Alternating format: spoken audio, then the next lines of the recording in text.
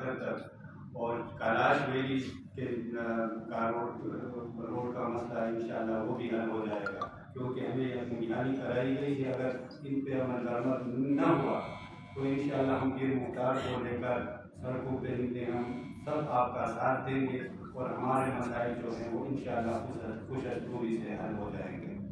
اور میں آپ سب کا استاد صاحب کا انتہائی مشکور ہوں کہ وہ ہماری ملت سماجت سے اور ہماری امتحانی کو بنیاد بنا کر انہوں نے اپنا دھرنا ختم کر دیا.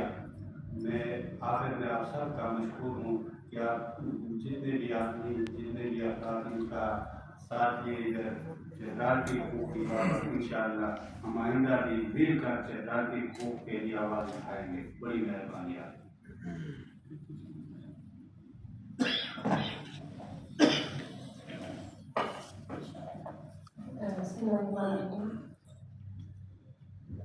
یہاں پہ صرف ایک چیز ہے کہ میں یہاں پہ سب کا بہت زیادہ مشہور ہوں، بہت شکریہ ادا کرتی ہوں آپ سب کا اور ان کے بھائی کا بھی.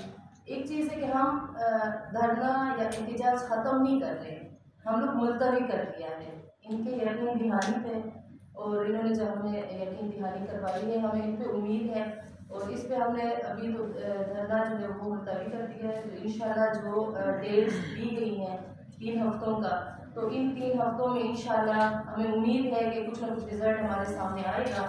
اور اس کے بعد پھر جس طرح بھائی نے کہا ہے کہ وہ سارے پھر ہمارے ساتھ ہوں گے اور ہم پھر مختار بھائی کے ساتھ پورا چترال، یہ نہیں کہ پورے چترال میں صرف ڈسٹرکٹ چترال نہیں، پھر اس میں ہمارا پورے پاکستان میں جدھر جدھر چترالی ہیں ہم سب پھر مختار بھائی کے ساتھ ملیں گے انشاءاللہ.